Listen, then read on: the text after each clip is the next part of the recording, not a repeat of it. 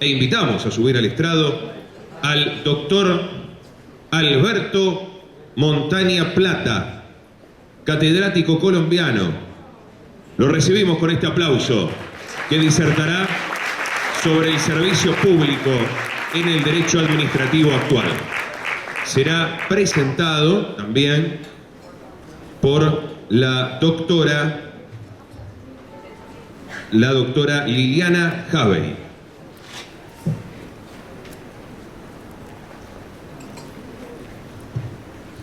Buenas tardes, doctor. Sea usted muy bienvenido.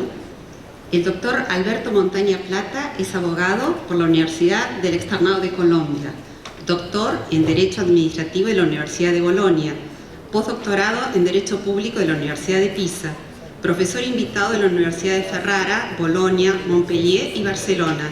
De esta última es miembro del Grupo de Investigación en Servicios Públicos, conjuez del Consejo de Estado colombiano y árbitro de la Cámara de Comercio de Bogotá. Lo escuchamos, doctor.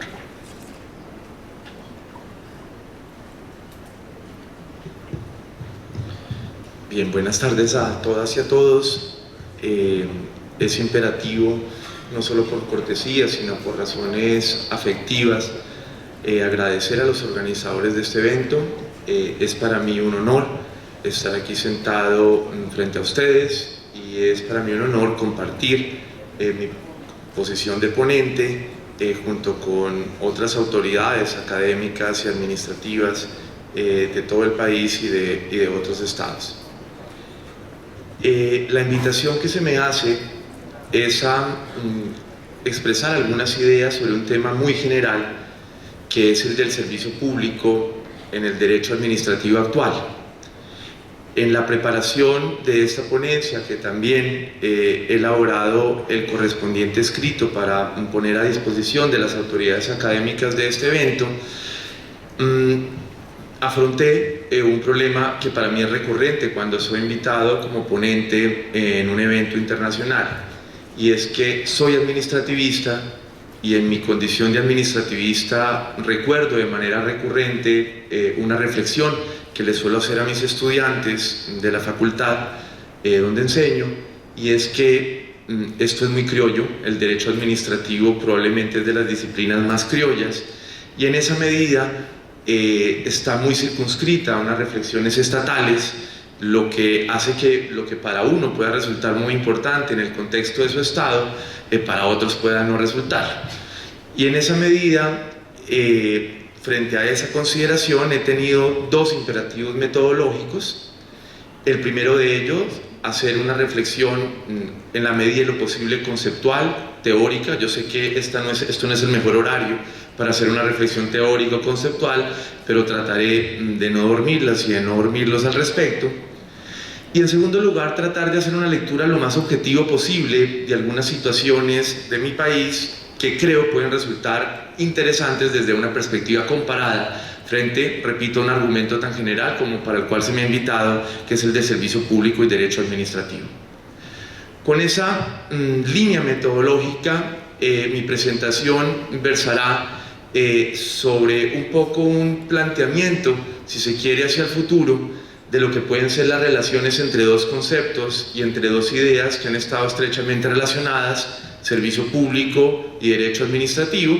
Y ya lo anuncié, eso lo trataré de hacer en una línea conceptual teórica y resaltando algunas peculiaridades de mi país que aspiro sean interesantes para un auditorio tan calificado como este.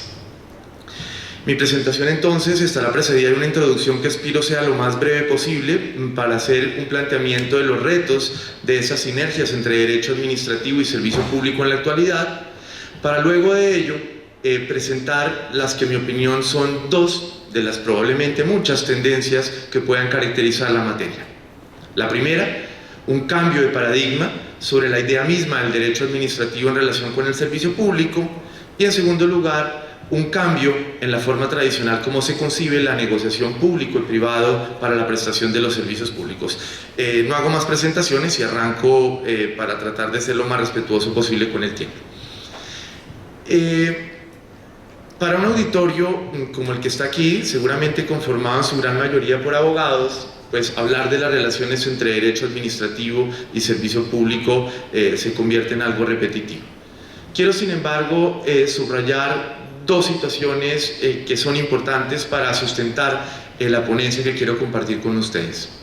En primer lugar, que si bien en la mayoría de estados occidentales esa idea clásica del servicio público de construcción francesa ha tenido una gran trascendencia, hay unos estados donde ha tenido más trascendencia y más importancia que en otros, y para ello, lo digo de manera respetuosa, la doctrina que yo he leído y que he consultado, como también algunos desarrollos jurisprudenciales de este hermosísimo país, creo que tiene una coincidencia con la colombiana y es un apego tradicional, histórico, a una idea clásica del servicio público que nos ha acompañado. De manera que creo que hay un escenario común para una idea como la que pretendo presentar, y es que hay unos estados como los nuestros que han estado más apegados a una idea de la teoría del servicio público en lo que tiene que ver con la construcción del derecho administrativo. Y el segundo aspecto que quisiera resaltar en términos de introducción es algo de esa teoría del servicio público.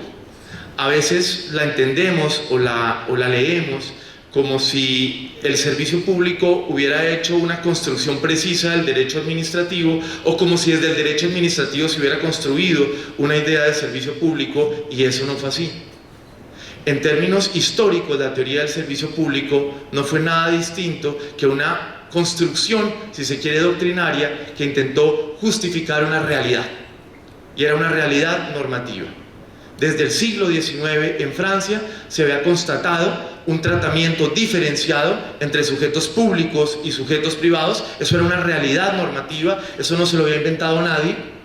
Y ese tratamiento diferenciado entre sujetos públicos y privados necesitaba una justificación, porque si no, se entraba en un laberinto de justificación y de sustento de la desigualdad. En ese orden de ideas, cuando aparece una teoría como la del servicio público, lo único que intentó hacer fue justificar una realidad normativa. ¿Qué realidad normativa? Que sujeto público y sujeto privado no tenían un tratamiento idéntico en Francia. Y allí viene pues toda una teoría que todos conocemos, que nos dice: sí, no se puede tratar al público y al privado igual, porque el público presta servicios públicos, los bienes públicos son distintos a los bienes privados porque tienen una destinación de servicio público, los contratos que celebra la administración son distintos a los contratos que celebran los particulares y deben tener unas cláusulas que a la luz del derecho privado serían exorbitantes o excepcionales. ¿Por qué? Porque el contrato es un instrumento de la administración para la prestación del servicio público, etcétera, etcétera, etcétera. Es decir, la teoría simplemente tiene un sentido práctico, y es justificar un tratamiento diferenciado entre sujetos públicos y sujetos privados. Esa idea teórica original, que como señalaba ahorita, algunos estados más que otros hemos adoptado, empezó a tener problemas en la medida en que se produjo una evolución histórica. ¿Por qué? Porque cuando esta construcción teórica se dio, cada quien hacía lo suyo, y el Estado hacía cosas que sonaban a Estado y los particulares hacían cosas que sonaban a particulares. Pero cuando quiera que se presentan unas transformaciones en estos temas y empezamos a ver a sujetos públicos haciendo cosas que no suenan a servicio público, como por ejemplo en mi país haciendo trago, haciendo bebidas alcohólicas, o en otros estados haciendo mesas de billar, como se produjo en algunos casos paradigmáticos, empieza uno a decir: ahí la sustentación como que hay algo que no cuadra. Y también no cuadra esa sustentación cuando empezamos a ver a los particulares cada vez con mayor frecuencia desarrollando actividades de servicio público. Cuando eso se produjo en términos históricos, la sustentación se vuelve más compleja. ¿Por qué? Porque la idea de la sustentación de un tratamiento diferenciado entre público y privado ya no era entre público y privado, sino a veces era entre privado prestador de servicio público y entre público prestando servicio público y público no prestando servicio público. Y en ese orden de ideas se necesitaba una sustentación, que es un poco el reto conceptual y teórico en el cual nos enfrentamos. Perdónenme esa introducción seguramente muy obvia, pero necesaria para las dos tendencias que quiero señalar de lo que son esas sinergias entre servicio público y derecho administrativo, que es el centro de mi ponencia. La primera, un cambio de paradigma, un cambio de una idea de derecho administrativo que caracteriza esas relaciones servicio público-derecho administrativo. Esa idea que señalamos hace un rato, o que recordamos desde una perspectiva histórica hace un rato, de que hay un tratamiento distinto entre público y privado, y que el servicio público era la justificación de ese tratamiento público y privado, ha tenido un efecto cultural e histórico muy fuertes en países como los nuestros. El prestador del servicio público necesita un tratamiento jurídico diferenciado, y por eso en la doctrina argentina, colombiana, desde los años 70 empezamos a ver, por ejemplo, servidumbres, expropiaciones de los prestadores de servicios públicos, para tratar de mostrar ese tratamiento diferenciado que debía existir entre públicos y privados. En la medida en que pasó lo que pasó, en un estado como el colombiano, un proceso de liberalización que se introdujo desde la constitución política, en un escenario como el argentino, donde desde el gobierno militar de mediados de los 70 y con más insistencia en los 90 se produjeron grandes procesos de privatización con la instrumentalización de contratos de concesión, allí la idea de un derecho administrativo entraba a cuestionarse. ¿Por qué? Porque el mercado entró a jugar un rol distinto dentro de ese tratamiento distinto entre quien prestaba el servicio público y quien no lo prestaba. Me explico. En alguna medida, esas condiciones de mercados imperfectos que caracterizan a los servicios públicos desde una perspectiva económica trajeron consigo per se unos tratamientos diferenciados, porque la relación de consumo entre quien recibía un servicio público y quien prestaba el servicio público no era una relación económica paritaria, había cuenta de una simple consideración de mercado, de unos mercados imperfectos, de monopolios naturales, donde había una relación de exorbitancia, de tratamiento diferenciado, que ya no encontraba sustento en una normatividad distinta, sino en una simple realidad de mercado. En ese orden de ideas, el derecho administrativo frente a ese servicio público a veces lo vemos de manera, en mi opinión, un poco anacrónica, tratando de sustentar lo insustentable. ¿Se justifica un tratamiento diferenciado para el prestador del servicio público, sea público o sea privado, en los mismos términos de antes? ¿O simplemente reconocemos que las condiciones de mercado ya traen consigo un tratamiento diferenciado entre el prestador del servicio público y quien lo recibe? Yo creo que aquí hay dos aspectos teóricos que podrían darnos luces para una comprensión moderna de esa situación. El primero, una superación o no superación, un cambio de referente teórico sobre esa fuerza de la teoría francesa que concibió al derecho administrativo como un tratamiento diferenciado entre público y privado, y más bien una aproximación a aquellas concepciones principalmente de inspiración alemana que nos traían una idea de que el derecho administrativo más bien era una estructura normativa para defender al ciudadano común de esas exorbitancias propias del poder público. Yo creo que en la medida en que se conciba un derecho administrativo como una sucesión de esa que se llamara ciencia de policía, y por ende de unas normas jurídicas que tienden a proteger a unos destinatarios, en este caso de unas actividades que por hechos del mercado suponen unas exorbitancias, creo que ese cambio de paradigma puede contribuir a una comprensión más sana, pero sobre todo más coherente con la realidad actual de lo que son esas sinergias entre servicio público y derecho administrativo. Y en segundo lugar, creo que los desarrollos teóricos, doctrinarios de las public utilities en los Estados Unidos principalmente, pero también en estados de corte anglosajón, tienen mucho que enseñarnos, porque allá hay una conciencia de una exorbitancia jurídica de quien está desarrollando una public utility en relación con el particular, pero no porque el derecho deba tomar unos tópicos de tratamiento diferenciado en atención a los intereses públicos que están comprometidos, sino en atención a la exorbitancia que se deriva de una condición de mercado. Una condición de mercado que trae consigo una posición del prestador del servicio público de ventaja frente al consumidor del mismo, y donde el derecho del consumo que se deriva de esa idea propia de la public utility marca un poco el camino o marca un sendero diferenciado. Creo que esos dos aspectos, ambos teóricos, en gran medida conceptual, pueden ayudarnos a ese que me permito llamar ese cambio de paradigma en las sinergias entre derecho administrativo y servicio público. El segundo aspecto que quiero señalar es el de un cambio en la lógica de negociación. Hay unas diferencias entre estados como el argentino y el colombiano en relación con lo que han sido las liberalizaciones y las privatizaciones de servicios públicos.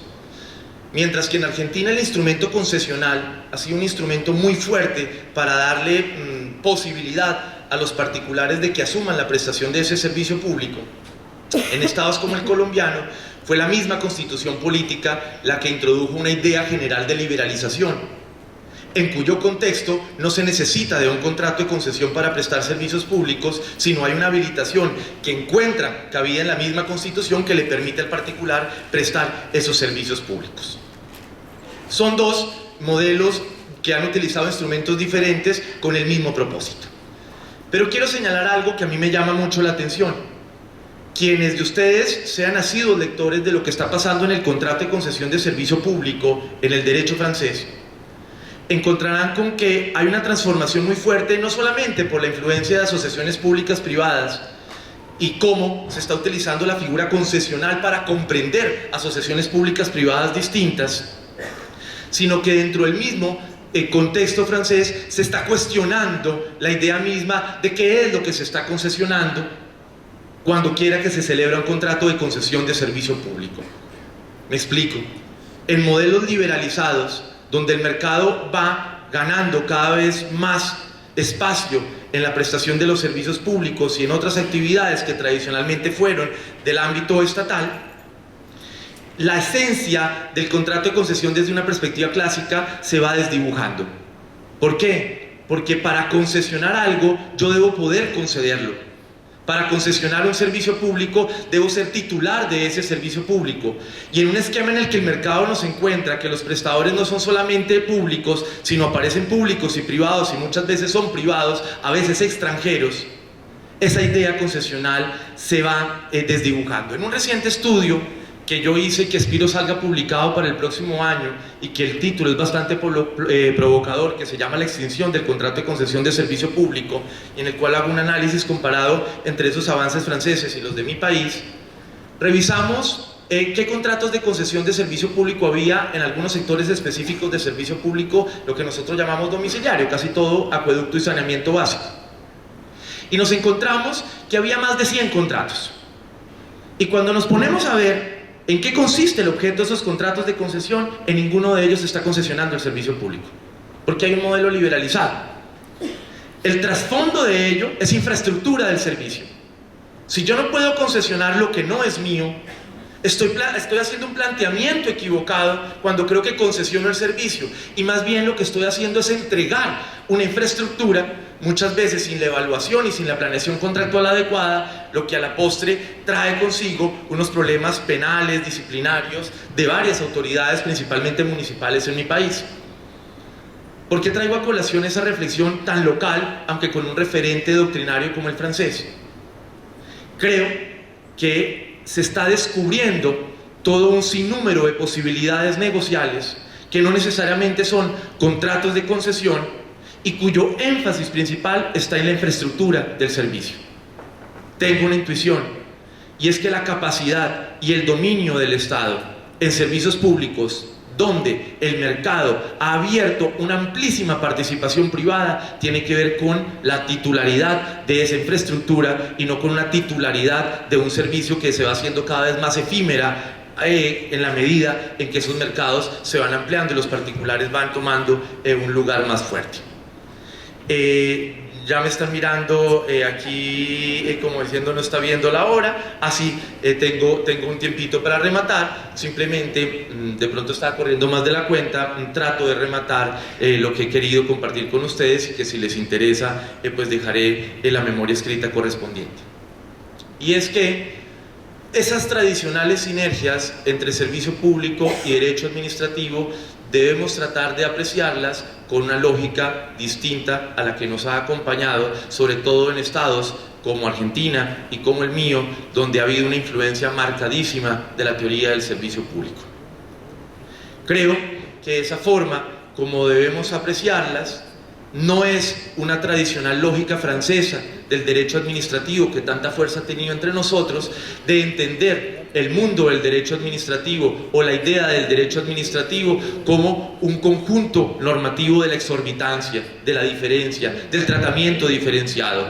Se distingue el derecho común del derecho administrativo porque el derecho administrativo trae una exorbitancia, tiene un tratamiento diferenciado.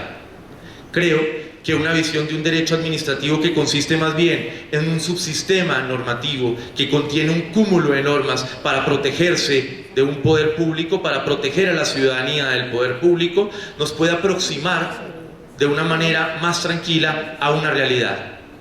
Y es que las exorbitancias que en el pasado tenían los prestadores de servicios públicos como consecuencia de una producción legislativa y normativa en general, en nuestros días están siendo sustituidas por unas exorbitancias que tienen que ver con realidades de mercados imperfectos, donde esa connotación de mercado imperfecto que tienen los servicios públicos le da una supremacía y le da un poder ya no público, ya no político, pero sí económico muy fuerte al prestador del servicio público.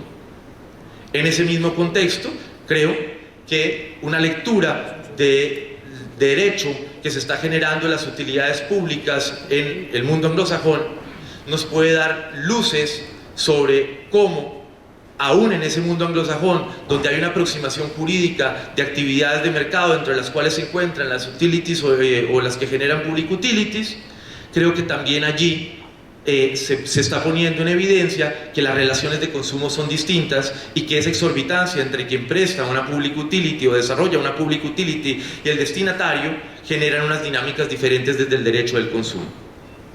Y en segundo lugar, he querido apuntar una idea de que se nos abre todo un panorama de instrumentos negociales, de instrumentos contractuales, no necesariamente atados a una visión clásica del contrato de concesión, donde lo que se está otorgando es la posibilidad de que un particular preste el servicio público, sino creo que hay un mundo de instrumentos negociales que se están explorando y que van a tomar cada vez mayor fuerza.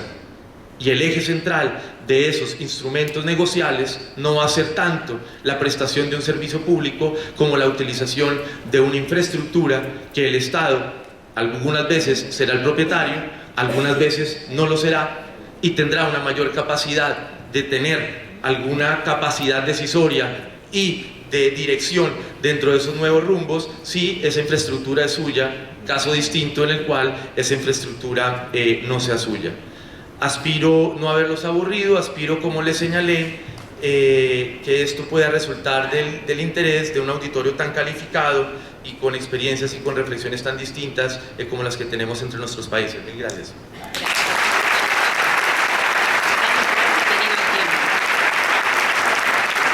Lo despedimos.